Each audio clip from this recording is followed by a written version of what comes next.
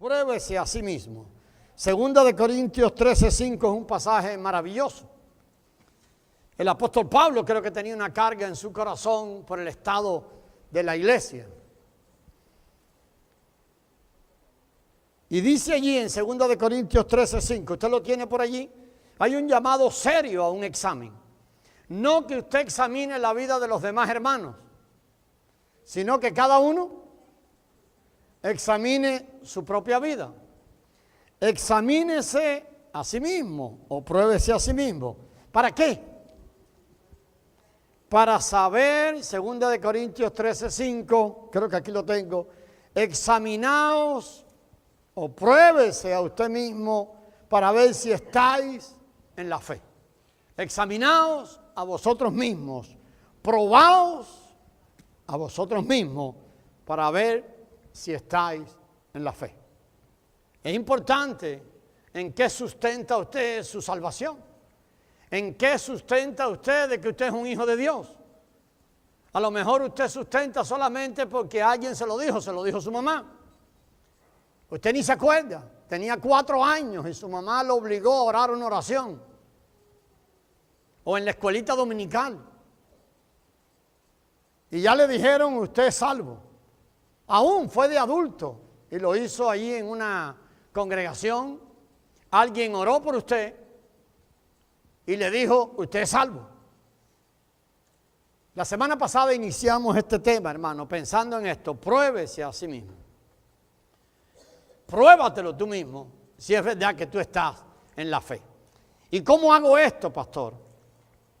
¿Cómo sé si realmente yo soy un cristiano? Y lo que dijimos que íbamos a mirar el Sermón del Monte, ¿se acuerdan? Mateo 5, 6 y 7. Y lógicamente no lo vamos a terminar hoy. Empezamos la semana pasada. Bueno, la semana pasada ni siquiera empezamos. Cuando Jesús llegó a la escena, y esto es parte de lo que hablamos la semana pasada, cuando Jesús llega,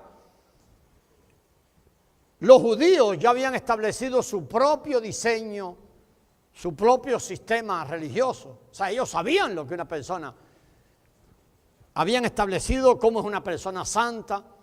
Ellos habían establecido bien todo, y todo basado, decíamos la semana pasada, en un sistema externo, basado en 2 cosas fundamentales, en la justicia personal y en las obras. Esto Jesús tuvo que confrontarlo. Mucho de esto sucede en la iglesia de hoy. Mucha gente cree que su manera de ser salvo se basa ¿qué? En su propia justicia personal o en las obras de justicia que ellos pueden hacer. O sea, no ha pasado de moda. Más bien, muchas veces se enfatiza esto. ¿Eres salvo o tú eres un hijo de Dios?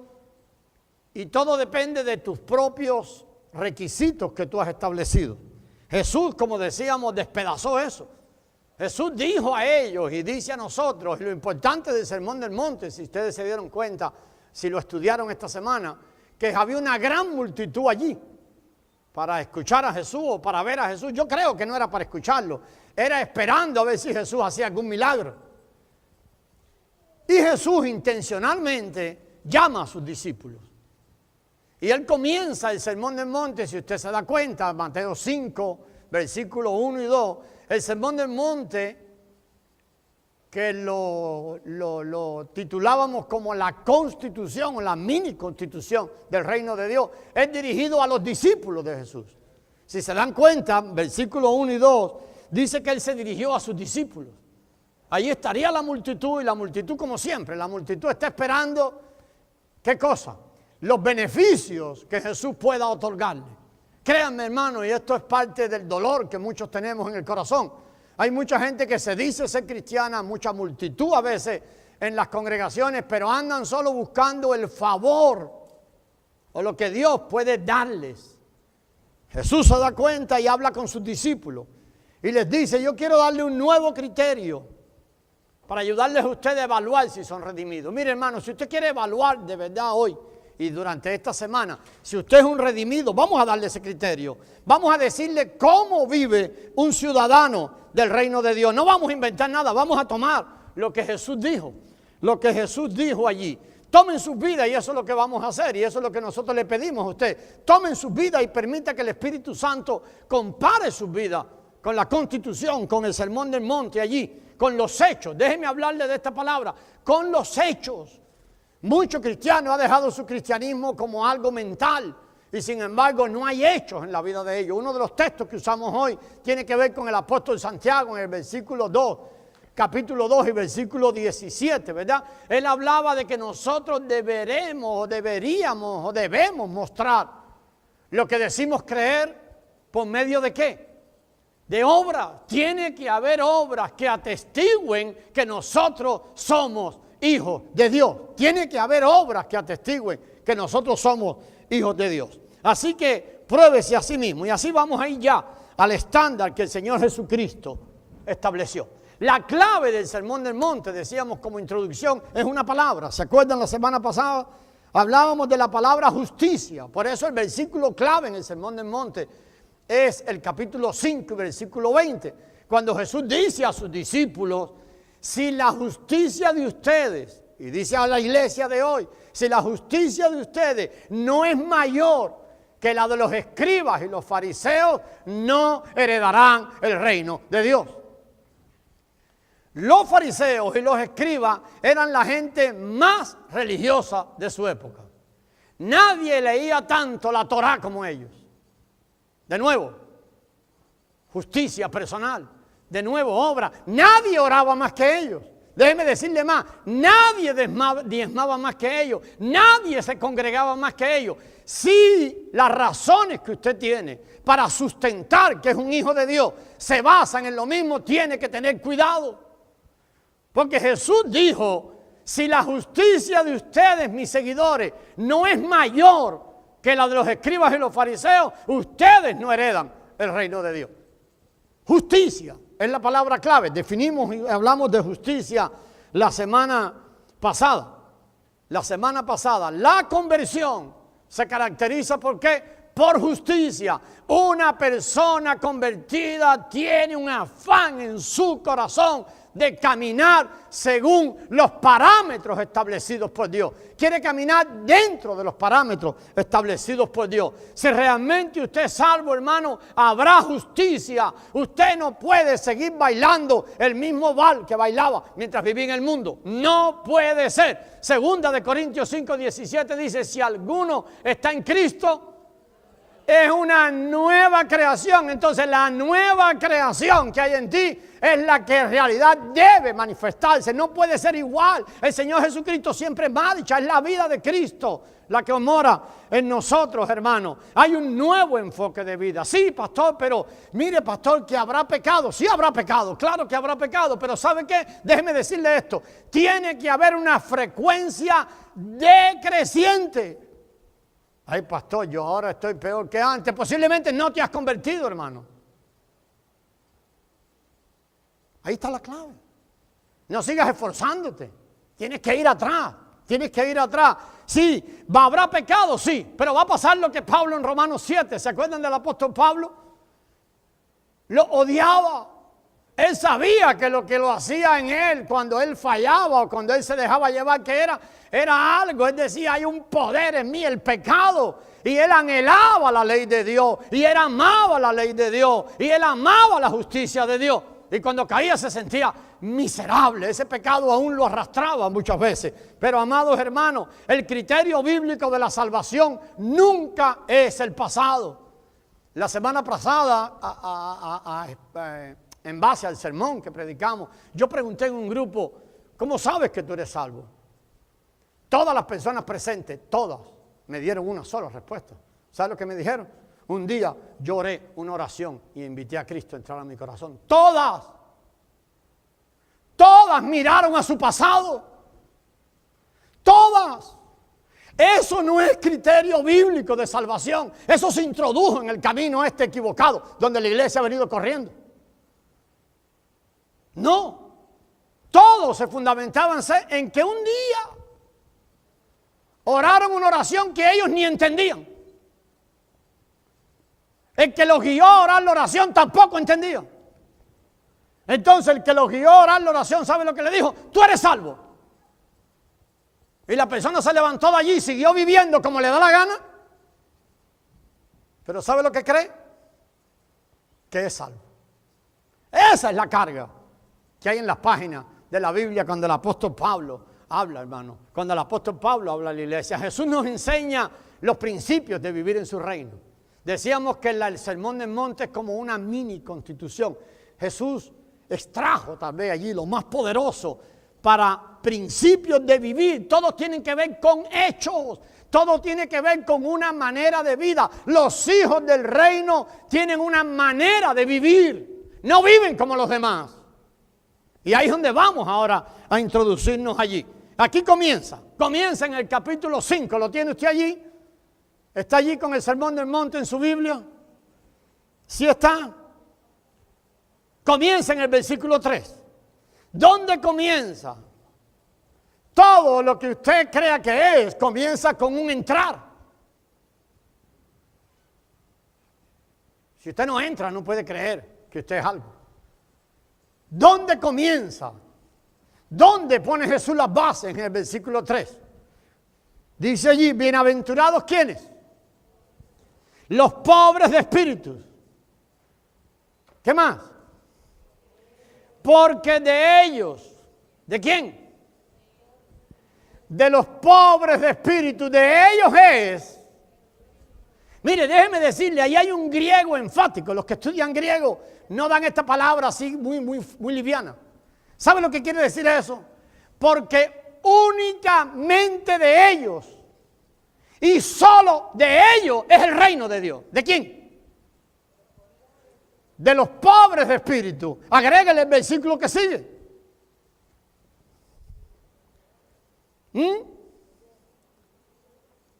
¿Qué dice el que sigue? Los que lloran.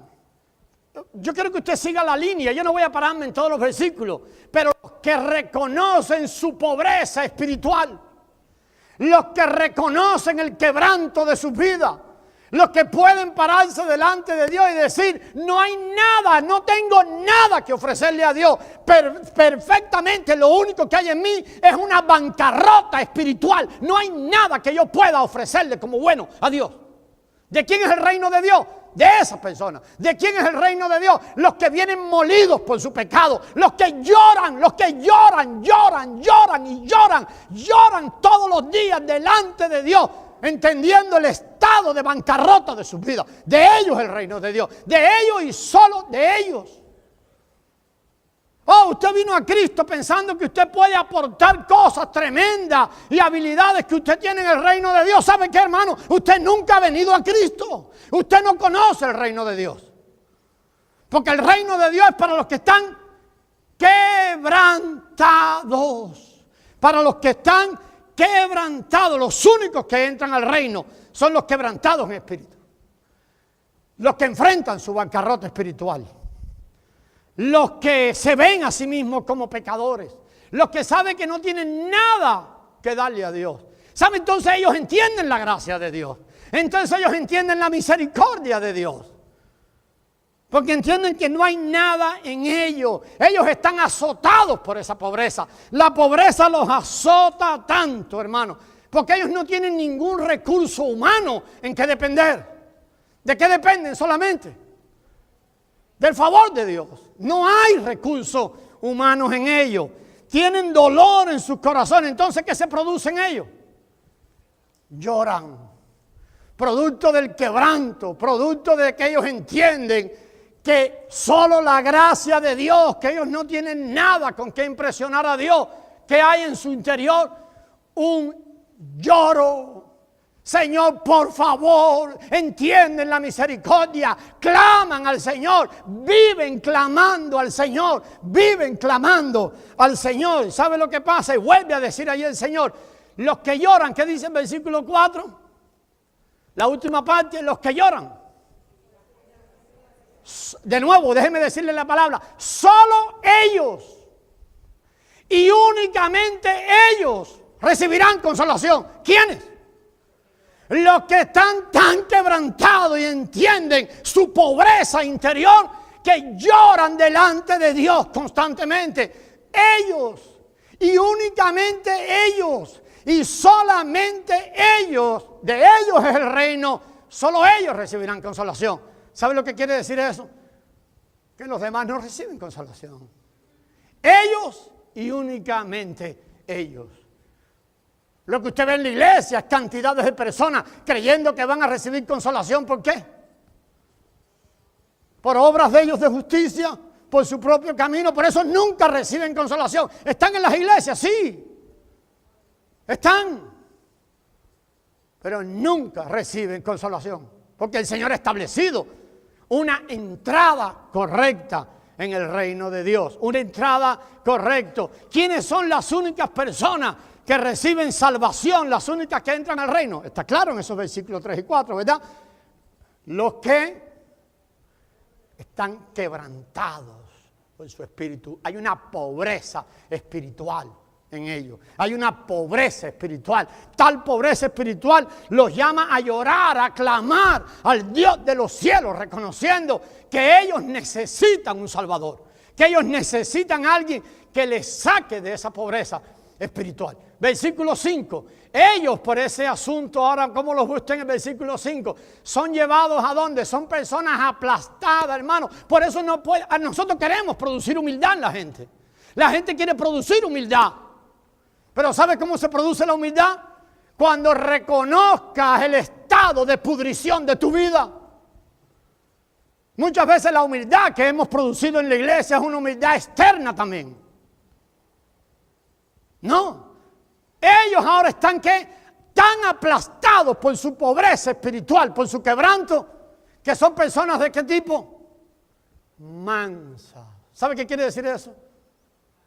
Que el Señor puede obrar a través de ellas.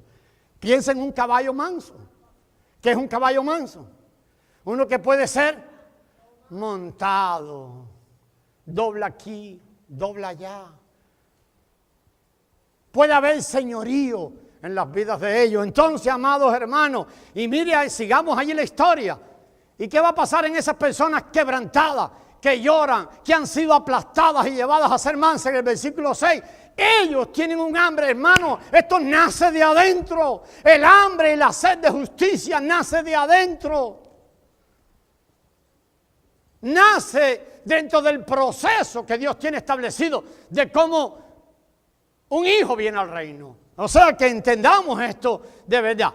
Un cristiano no es uno, que vino a Jesucristo despedazado desde adentro por su pobreza espiritual, por su pecado, por su pecaminosidad, llorando, manso, con hambre y sed de justicia. Por eso, ¿qué hace un cristiano? Rápido, se aparta de los pecados conocidos. ¿Qué es lo que encontramos en la iglesia? Gente vino a Cristo. 25 años viviendo en fornicación. Me voy a casar el otro año. Pastor, dentro de 3 años me caso porque me quiero casar un 14 de febrero. Eso no es de gente del reino. No es. Una persona viene a Cristo despedazado por su pecado, y sabe lo que quiere hacer rápido. Tiene hambre y sed de justicia, tiene hambre y sed de caminar dentro de los límites que Dios ha puesto. Entonces, ¿qué es lo que va a hacer? Rápido quiere deshacerse del pecado. Cristiano que dice, bueno, este pecadito, Dios sabe que yo soy así. ¿Sabe qué, hermano? Eso no es del reino. Eso no tiene nada que ver con el reino. Pastor, pero es posible que eso pase. Claro que eso pasa. Pasa demasiado en la iglesia.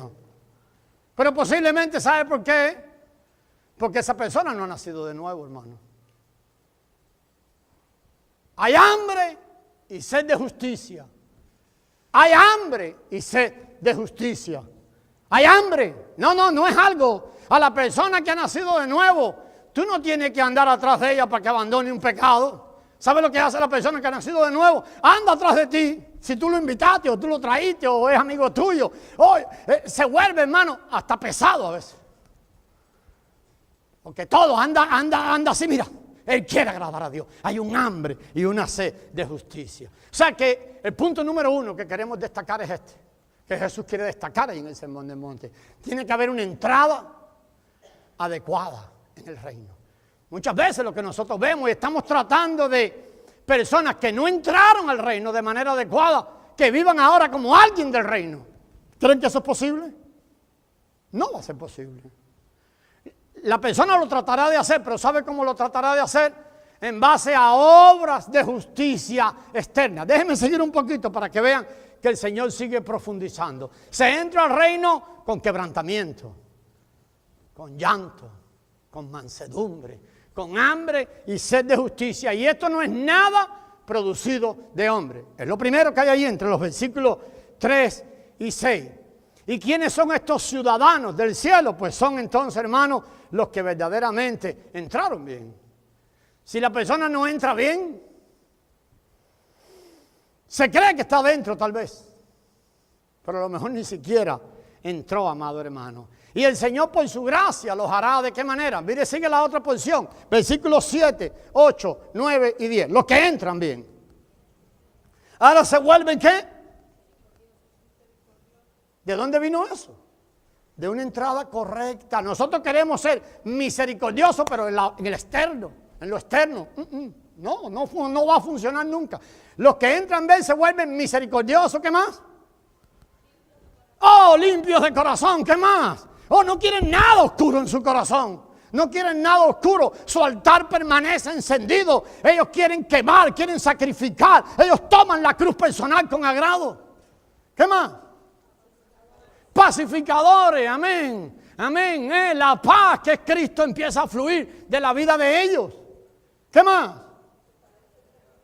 Oh, ahora van a padecer un poquito de persecución, son menospreciados. ¿Sabe lo que va a pasar, amado hermano? Ellos tratan de vivir así en el mundo, tratan de vivir donde quiera que llegan. Si llegan a un lugar y hay allí cosas de su trabajo malas, ¿qué hacen ellos? Yo aquí no participo. Entonces el mundo los aplaude. ¿Verdad que no? No, y ahí no dice que los aplaude. Yo tengo problemas, hermano, con cristianos. Oh, pastor, viene a mí como esa gente mundana me quiere. Yo tengo problemas con eso, serio, se lo digo muy. La gente mundana no te puede querer, hermano. No te puede querer. Tengo problemas con eso. Perdóneme si exagero. Perdóneme si exagero. Ellos no quisieron a Cristo. ¿Lo quisieron? No. ¿Les molestaba a Cristo? Les molestaba. ¿Y a ti te quieren? ¿Y tú no les molestas? Entonces posiblemente ellos te siguen viendo a ti, pero no ven al Cristo que mora en ti. Entonces hay un problema con eso. Hay un problema serio con eso, hermano. Serio con eso. Serio con eso. Yo le dejo ahí que usted ore con eso. Ellos tratan de vivir así. ¿Qué va a suceder entonces? Versículos 10 y 11. ¿Verdad? Ellos van a ser perseguidos. Amén. Menospreciados, perseguidos. ¿Y qué hacen ellos? Hermano, ora por mí para ver si el Señor me cambia de lugar de trabajo. Ellos no hacen eso. Eso es lo que hacemos nosotros. Nosotros no queremos nunca un ambiente difícil. Oye, hermano, ¿puedo orar por mí para reprender ahí al diablo y todas las cosas que armamos nosotros? No. ¿Sabe lo que hacen ellos? Se muestran felices. ¿Por qué? Porque así persiguieron a los profetas. Si a ti te persiguen es que eres del reino. Si te aplauden, cógele miedo. Cógele miedo si a ti te aplauden los mundanos. Cógele miedo si los mundanos aprueban tu estilo de vida. ¿Sabe por qué lo aprueban? Porque es igual que el de ellos. ¿Y sabe por qué? Porque no los hace sentir molestos. El Señor aclara clarito allí. Digan mal contra vosotros, mintiendo. Si dicen mal contra ustedes, pero es verdad lo que dicen, ve a ver dónde usted se mete, porque usted no es del reino, hermano. Entonces estemos claros, mintiendo, ¿verdad? Y contentos, y alegres. Alegres, ¿por qué? Pues si a los profetas le hicieron eso, ¿y quién soy yo para que no me lo hagan? Todo lo contrario, hay una señal que soy del reino, por eso no me soportan. Por eso es que ni mis hijos me soportan. Esto es más grande, hermano, que lo que nosotros empezamos a hacer. Nosotros queremos ganar el favor y vamos a ir, porque el Señor sigue más para adentro. No se crean que se quedó allí. Hay una segunda cosa que queremos destacar. Hermano, déjenme hasta aquí. Lo primero, tiene que haber una entrada correcta en el reino. Ya vimos quebrantamiento, ¿verdad? Entender su bancarrota espiritual, llorar, hambre y sed de justicia. Mire, hermano, no hay manera de entrar al reino si una persona no está arrepentida. ¿Estamos de acuerdo con eso? Sin arrepentimiento jamás nadie entrará en el reino. Jamás. Jamás entrará nadie en el reino. Oh, pastor, mire qué arrepentido está esa persona. Yo la vi llorar. Yo he visto muchos llorar. ¿Sabe qué? No estaban arrepentidos. Llorar es un pedacito sí, la persona tiene tristeza. Pero ¿sabe lo que indica la palabra arrepentimiento? Un cambio de dirección que comienza con un cambio en la mente. Ahora la persona, ¿qué hace? Antes iba caminando para allá, de frente a su propia vida.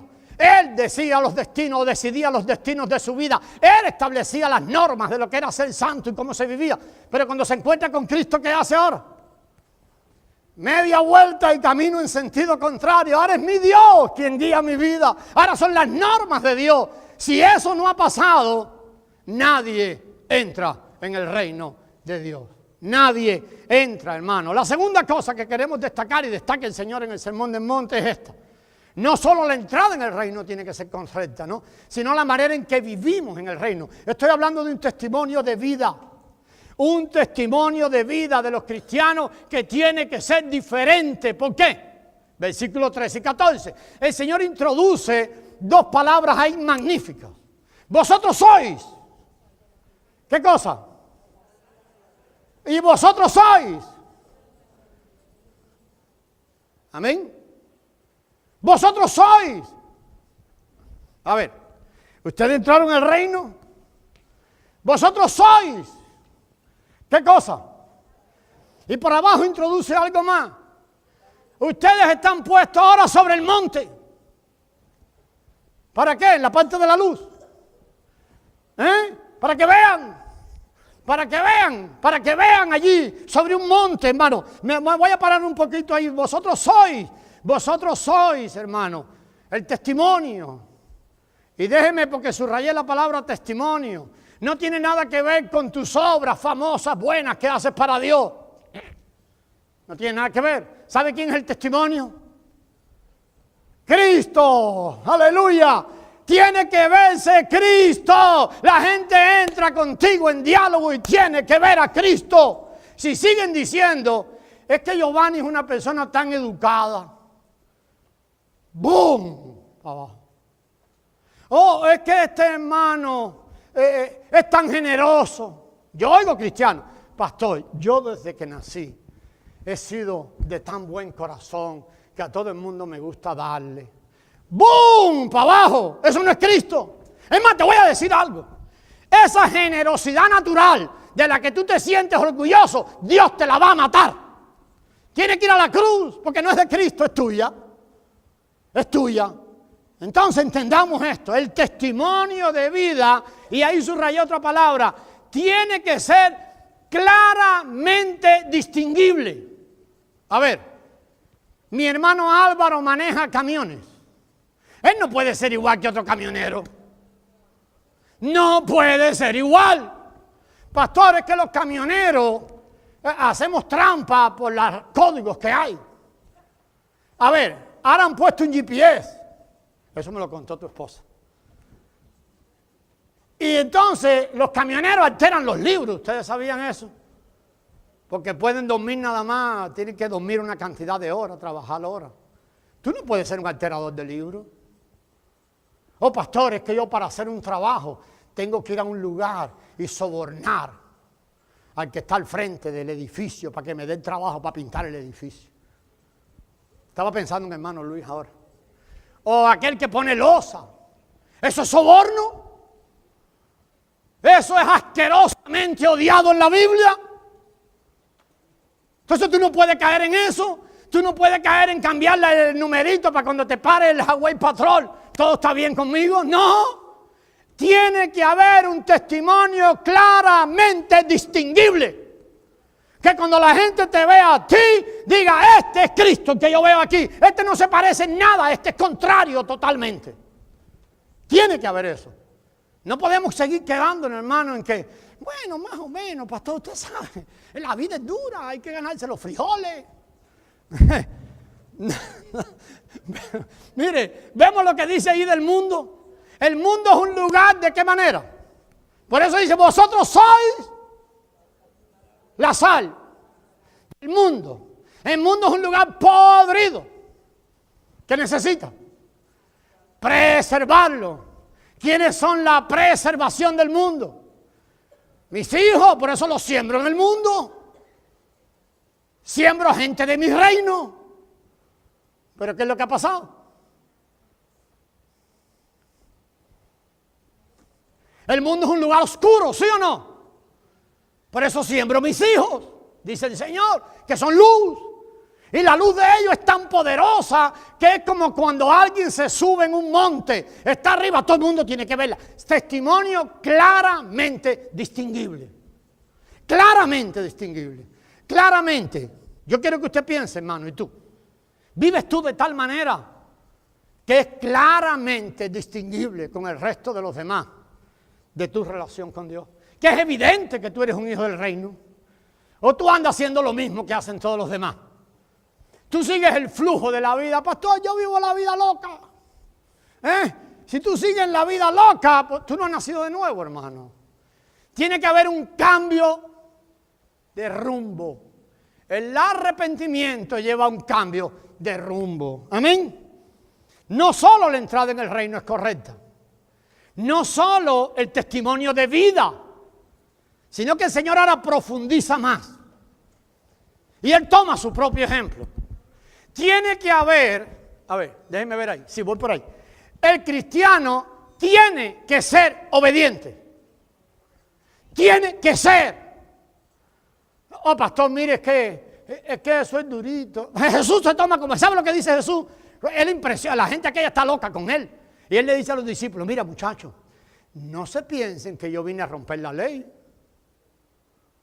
Ellos dijeron, este loco ahora viene algo nuevo aquí, tremendo, la ley esta judía, a caramba la vamos a tirar, aquí nosotros ahora establecemos. Jesús dijo, no, yo vengo a qué, a cumplirla. Yo la cumplí, Él la cumplió, pero yo vengo a cumplir la ley. No, yo no vengo a echar afuera ninguno de los mandamientos. Yo no los vengo a echar. El cristiano tiene que ser obediente, obediente. Vean ese punto allí clarito. El salvo, el creyente es obediente. Anhela obedecer. Tú no tienes que estar atrás de un hermano que ha nacido de nuevo, hermano. Hermanito, mira que eso, tú mira a ver, eso te hace daño a la rodilla. Una cosa médica, explicarle al hermano. ¿Qué es eso? Tenemos que explicarle que ser chismoso hace daño. Por favor, no, el cristiano anhela la ley de Dios. ¿Recuerdan Pablo en Romanos 7? Regresamos a Romanos 7. Pablo entiende su miseria. Pero había un anhelo en él tremendo. Por eso él decía, el pecado que mora en mí es quien hace eso. Pero en él había un anhelo por la obediencia. Tiene que haber en el creyente un anhelo por la obediencia. Pastor, pero sí, Dios sabe, tú sabes, pastor, tal vez dentro de 2 o 3 años eso va a cambiar. No ha habido, hermano, entrada en el reino. No hay un hijo de Dios que pueda decirlo de esa manera. No puede ser, no es posible, hermano. No es posible. Por eso el Señor dice, a través del apóstol Pablo, el Señor nos está diciendo, examinaos, a ver si estáis en la fe. Pruébeselo usted mismo si usted está en la fe. Pruébeselo usted mismo. Por favor, no esté pensando en ningún hermano, usted mismo. Pruébeselo usted mismo. ¿Usted es salvo? ¿Entró usted llorando al reino? Quebrantado por su pecado, quebrantado por su estado espiritual. ¿Está usted obedeciendo? Es el anhelo de su corazón obedecer al Señor. No hay nada que quiera más en su vida que obedecer al Señor. Oh Dios. Sabe que el Señor está viendo eso y sigue más adelante todavía. Él sigue más adelante. Él ahora lleva la obediencia a niveles y apunta a 3 niveles. Mire esto. Mucha gente puede aparentar que está obedeciendo. Estás obedeciendo, el Señor hace esto. La persona obediente, la obediencia, es que la obediencia, hermano, abarca áreas todas de nuestra vida. Por ejemplo, Él sigue allí, déjeme decir, Jesús avanzó más y nos expone a la realidad de que la obediencia marca todas las áreas de tu vida. Mire, una persona obediente y una persona del reino, un hijo del reino, ahora se caracteriza por algo. Mira dónde va Jesús. Si hay conversión, hay pensamiento correcto. Jesús empieza ¿dónde? Antes de hablar de los actos, ¿va a dónde? A los pensamientos. Oh Dios, los judíos, hermanos, solo estaban preocupados por lo externo. Ellos no podían hacer lo interior. No podían. Ahora Jesús va y los mete, le mete todo adentro. A ver, ellos decían ¿qué cosa? No matarás. Jesús dice, espérate, déjenme decirles algo yo. Los hijos de mi reino no cometen asesinato, no van y matan a nadie. Pero déjenme decirle algo más. Y el asesinato se los mete adentro y le dice, los hijos de mi reino viven de tal manera que no quieren herir a nadie en su interior. No tienen un mal pensamiento contra alguien. No dejan que en su mente se acumule nada contra un hermano. No dejen que en su mente, no importa lo que los están maltratando, no importa lo que le están quitando, no importa lo que le han hecho, no importa lo que le han robado. Los hijos de mi reino no permiten un solo pensamiento contra las personas alrededor de ellos. No solo no matan, ¿ves que se lo mete adentro? A ver, más abajo Jesús habla del adulterio. Y dice así, vuelve para adentro. Oh, oíste que no adulterarás. ¿Sabe lo que Jesús dice? Los de mi reino no solamente no adulteran, se lo mete adentro, sino que no tienen pensamientos. No tienen pensamientos adúlteros. No tienen pensamientos sucios. No los tienen. No andan mirando a las mujeres y adulterando en su mente o a los hombres. No lo andan haciendo. Los hijos de mi reino piensan de manera diferente. Ve por lo que los hijos del reino tienen que vivir con su actitud y diariamente de la cruz personal. Ve que los hijos del reino de Dios no pueden ser gente entretenida. Los hijos del reino de Dios no pueden decir, oh sí hermano, si hace 20 años mi mamá me guió a orar una oracioncita y yo recibí a Cristo. Los hijos de mi reino no pueden ser así. Tienen que examinar si están en la fe. Tienen que examinar si están en la fe, hermano. Ahora no solo piensan. Voy a seguir un poquito más. Yo estoy en el capítulo 5, no sé dónde usted está, pero estoy por el versículo 33. Capítulo 5. Estoy por el versículo 33 más o menos. Como se da cuenta, ya vamos terminando el capítulo 5. Y vamos a llegar hasta el 7. Los hijos del reino ahora tienen las palabras correctas. Oh, los hijos del reino no son unos lenguas sueltas. Son amables. Antes de hablar, como ellos piensan correctamente, antes de hablar, conectan la lengua con el cerebro. ¿Entiende? No hablan de la ira, no hablan del impulso. Los hijos del reino hablan de manera correcta. Nos podemos ubicar allí en el versículo 33 y miramos un poquito. 5:33. ¿Está allí?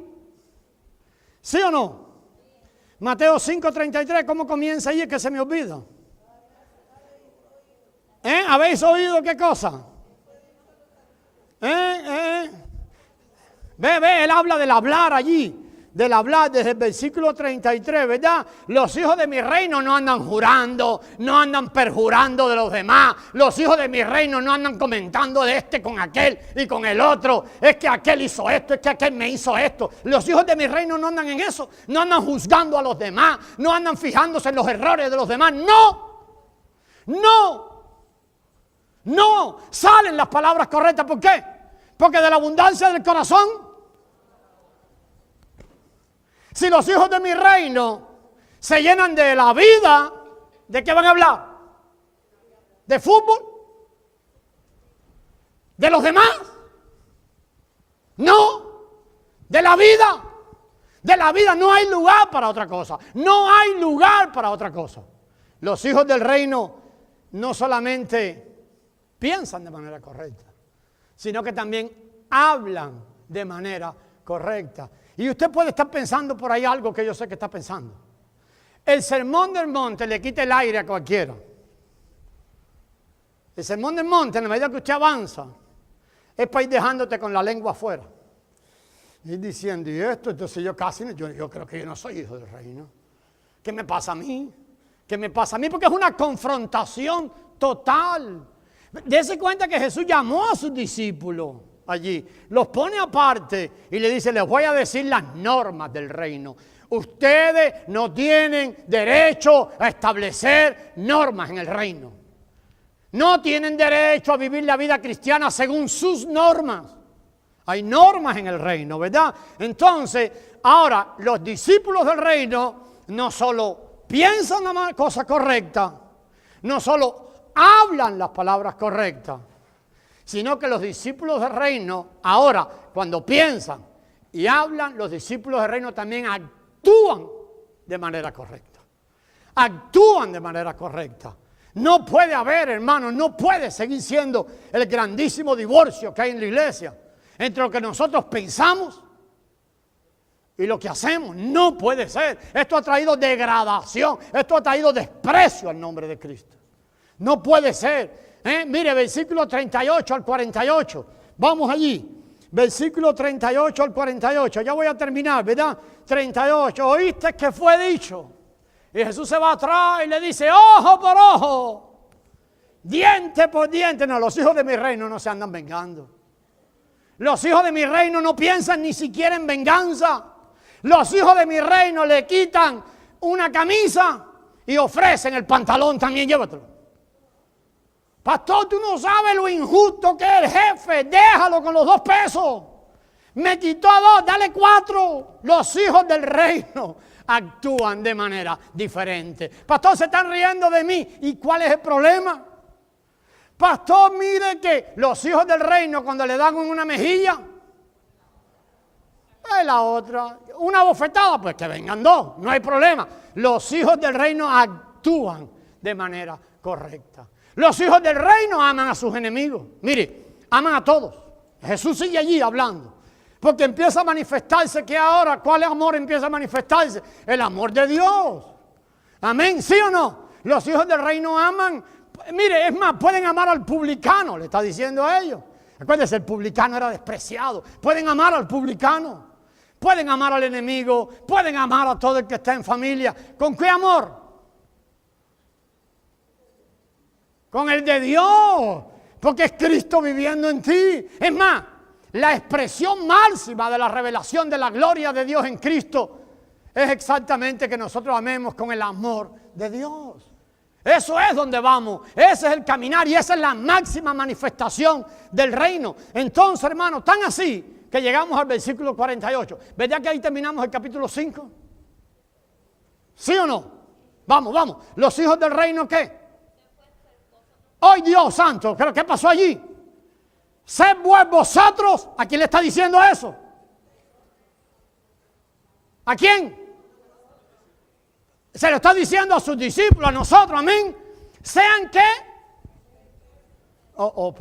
Pastor, tal vez la palabra está mal traducida. No, no está mal traducida. ¿Cómo quién? Oh Dios, pero pastor, algo está mal aquí. No, no. Los hijos de Dios obedecen. Los hijos de Dios piensan de manera correcta. Los hijos de Dios hablan de manera correcta y diferente al mundo. Los hijos de Dios actúan de manera diferente como Dios. Eso es lo que somos. Entonces, amados hermanos, ve el punto allí, hermano. Por eso es que es necesario probarnos. Hermano, ¿estoy yo en la fe correcta? ¿Estás en la fe correcta? ¿Tienes tú una fe salvadora que de verdad es una fe salvadora? Es una fe fabricada ahí en Hialeah. Es una fe que fabricamos en la iglesia. No. Examinaos a vosotros mismos, dice el apóstol Pablo, a ver si estáis en la fe. A ver si estáis en la fe. Están viendo el punto, ¿verdad? No se diga que es cristiano porque se lo dijo un consejero. Déjeme volver hasta ahí. No se lo dije si el pobre tampoco sabía. Yo se lo he dicho a miles, hermanos. Pide perdón por eso. Gente que oró una oración conmigo para que yo le diera comida. Y yo le digo, ahora tú eres del reino. Yo he hecho eso, hermano. Y créanme, he pedido perdón a Dios. No, hermano. Nosotros necesitamos, mire, un testimonio interno de que usted es salvo. Hay un testimonio interno, el Espíritu Santo hace eso, Romanos 8:16. El Espíritu da testimonio a nuestro espíritu de que somos hijos de Dios. Tiene que haber un testimonio interno, y tiene que haber obras externas que prueban que hay un testimonio cierto en el interior. Eso es lo que el apóstol Santiago tiene en mente. Él dice, un momento. La fe que ustedes tienen, ¿quién la va a poner a prueba? Externamente. Las obras. Internamente, el testimonio del Espíritu. Externamente, una manera de vivir, una manera de actuar. Obras. No son obras para salvarte. Son obras de que estás en el reino, producidas por la vida del Hijo que mora en ti. ¿Estamos entendiendo, verdad? Amén. Entonces, hermano, y Jesús avanza más al versículo 7. El versículo 7, estamos ya en el número 7, el punto 7. Estamos en el capítulo 6, entrando al capítulo 6. Y Jesús habla ahora diciendo allí, mire, la expresión religiosa, la expresión de adoración, déjeme no usar la palabra religiosa. La expresión de adoración de mis hijos es diferente a los demás. Por ejemplo, él lo compara con ¿qué? Vamos. Él compara con los fariseos. Ellos ayunaban, ¿sí o no? ¿Pero qué hacían con el ayuno? Ellos publicaban todo. ¿Usted no ha visto eso en la iglesia? Ay, hermano, mire, yo este testimonio, porque yo estuve 6 horas orando. ¡Fariseo! ¡Eso es fariseo! Los fariseos practicaban ayuno público. ¿Sabe lo que le hace la gente de Jesús? Practican el closet. Muy raro eso del closet, ¿no? Ellos hacen ayuno de closet. ¿Sabe qué quiere decir eso? Nadie sabe. Los fariseos daban una limosna y ¿qué hacían? Lo anunciaban. Cuando oraban se ponían de pie y empezaban a usar una verborrea para impresionar a los oyentes. Entonces la expresión religiosa de los hijos de Dios es diferente. La expresión de adoración de los hijos de Dios es diferente. No hay fingimiento, no hay hipocresía. Yo no trato de impresionar a nadie. Es más, déjeme decirle, ahora empiezas a orar. A ver. Se te va a quitar lo de ser un pedigüeño. ¿Pedigüeño está bien dicho? Pedigüeño. ¿Cómo es? Pedigüeño. Pide. ¿Sabe lo que pasa con los hijos de Dios cuando empiezan a expresar de verdad una adoración diferente? Cuando el Hijo de Dios crece en el reino, ¿sabe lo que pasa ahora? Ya no le interesa lo de él. ¿Qué le interesa al Hijo de Dios? Lo del reino. El reino, Padre, la iglesia, mis hermanos, se ha edificado el reino. ¿Y qué más da si yo vivo en una casita más chiquita, más grande? Si gano 4 pesos, 10 pesos más. Si me duele la canilla, no me duele. El reino. Hay una pasión que consume el corazón. Y no tiene nada que ver con cosas individuales. Entonces los hijos de Dios, los hijos del reino, tienen una expresión de adoración diferente al resto de los demás. Ellos oran, Padre nuestro. ¿Sabe cómo oran? No oran, Padre mío. Yo siempre he dicho a usted, hermano, grabe su oración. Grábela. Y a lo mejor se vomita cuando la oiga. Va a decir, ¿por qué Dios no me contesta oraciones? Óigala. Óigala, si la oración suya no tiene nada que ver con el reino. Parece que usted es el reino. Todo lo que quiere es mejoría suya. ¿Qué es eso?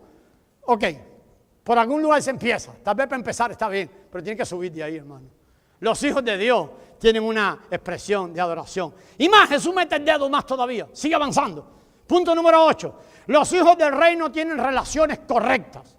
Y Jesús toca 3 puntos que esto es de saborearse. Primero, relaciones correctas con el dinero. A ver. Tú eres un hijo del reino y la única pasión de tu vida es ganar dinero. Tú no eres hijo del reino. Déjame echar un poquito para atrás. Estás equivocado.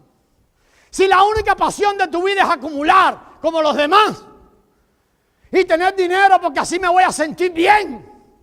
¿Sabe qué, amado hermano? Eso no es del reino. Los hijos del reino no se hacen enemigos de Dios. Los hijos del reino no persiguen las cosas del mundo. Amén. No. Ahí está. Usted puede entrar y leerlo. No, tienen una relación correcta con el dinero. Capítulo 6, de 19 al 21, él toca el tema.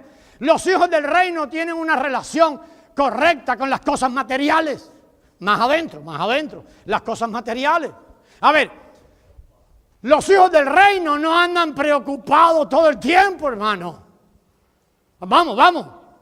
Los hijos del reino no pueden andar siempre preocupados por qué comerán, dónde voy a trabajar, qué va a pasar la semana que viene y el otro mes.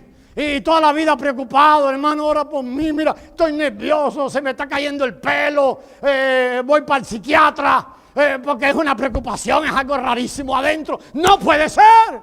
Los hijos del reino saben qué cosa, que su padre tiene cuidado de ellos.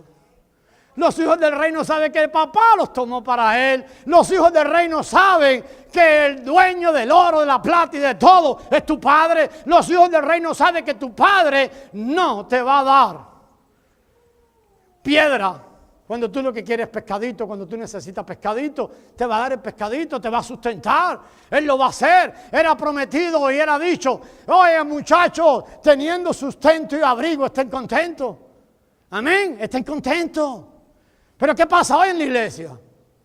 Que empezamos a meter un reino que no es el reino de Dios. Entonces creamos insatisfacción en la gente. Y le decimos, ¿sabes cómo sales de ahí? Ven, siembra aquí en el ministerio. Es una manera de robar el dinero. Siembra en el ministerio.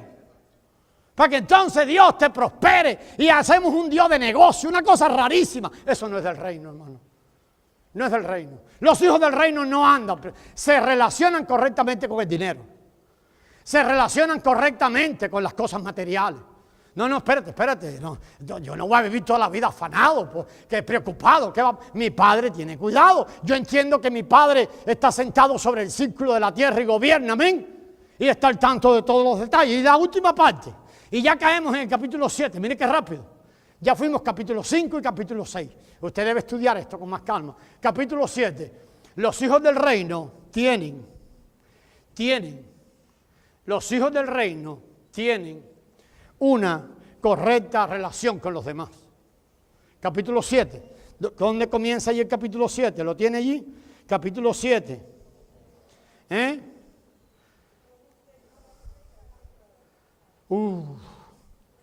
¿Dónde es eso en el 7? Qué bárbaro, ustedes sí saben, ¿verdad? Los hijos del reino no andan juzgando a nadie por ahí. No anda. Es que el hermano dijo eso porque el hermano está pensando esto. El hermano me dijo porque me quiere decir. Los hijos del reino no pueden andar en eso, hermano.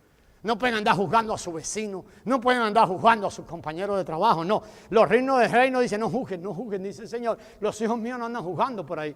Los hijos míos andan preocupados, ¿por qué? Por velar y orar. Los hijos míos andan preocupados, ¿por qué? Por ocupar. Quita la palabra ocupado. Los hijos míos se ocupan en su salvación con temor y temblor, en las cosas que son del reino.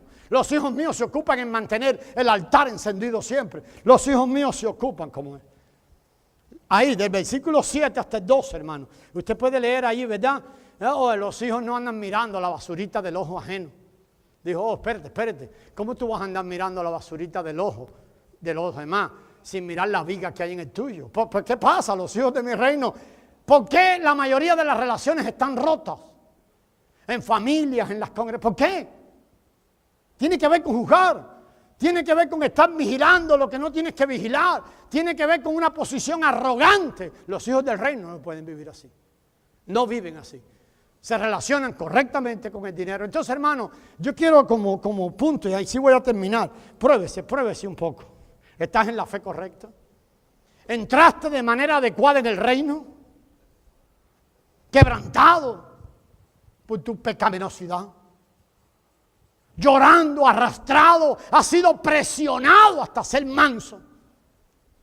Hoy te manifiestas como una persona con un hambre y una sed de justicia. Tu meta número 1 es agradar a Dios y obedecerlo. Tu meta número 1 es que la gloria de Dios sea vista de tu vida, en que la vida resucitada de Cristo sea vista de tu vida. Esa es la manera en que entraste en el reino, esa es la manera en que vives en el reino, esa eres obediente, es la manera del reino. Piensa lo correcto, actúas de manera correcta, hablas de manera correcta como hijo de Dios. Esa es la manera. Y yo sé algunos lo que están pensando, se los voy a decir que, mire, ¿cómo viniste tú? Pastor, es que yo oí una ceremonia no. Yo fui a una prédica, a una campaña era la palabra que tenía en la mente, campaña. Y me dijeron que Dios tenía para mí una vida abundante y con propósito. Que Dios me iba a hacer feliz. Y por eso yo vine. ¿Sabe qué, hermano? Yo te voy a decir algo. Para tu vida, ¿sabe lo que Dios tiene? Cruz. Dios tiene noticias terribles para tu vida. Despedazarla, acabarla, meterte por el camino estrecho, negación, muerte, humillación. Eso es lo que tiene para tu vida. Oh, tú viniste a Cristo porque creías que tú ibas a aportar tus habilidades en el reino. Entraste de manera incorrecta. Por eso has pasado tanto trabajo viviendo en el reino. Por eso te va. Por eso la gente va y viene, hermano. Probaos a vosotros mismos a ver si estás en la fe. La pregunta es esta. ¿Cómo viniste tú? ¿Cómo vives? ¿Estás en la fe? Conteste esas dos preguntas. ¿Cómo viniste? ¿Cómo vives? Tú eres hijo de Dios, pero tu corazón sigue cautivado por este mundo. No acabas de romper con este mundo.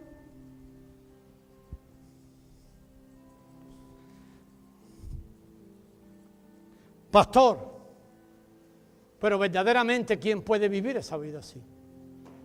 Yo vi a algunos sacando la lengua. De verdad que el sermón del monte te deja sin aire cuando empiezas a leer. Las demandas son serias. Jesús sabía eso. Jesús está confrontando a los discípulos. Los está confrontando al punto que sabe lo que sucede en la mente de ellos. No hay quien vive esa vida. Hermano, déjeme hacerte un anuncio y esto lo vamos a desarrollar la próxima semana. Todo esto es imposible para el hombre. Pastor, entonces tanto lo que hablaste para decirme ahora que esto es imposible. Sí. Ese es el punto donde el Señor quiere llevar a su gente. Es imposible. Por eso, la salvación, ¿cómo? Huir de la condenación, no es toda la salvación. A muchos se nos dijo, o hemos dicho, hermano, ya tú oraste a Cristo, lo hiciste convencido de pecado, ya tú vas para el cielo. Entonces todo está resuelto.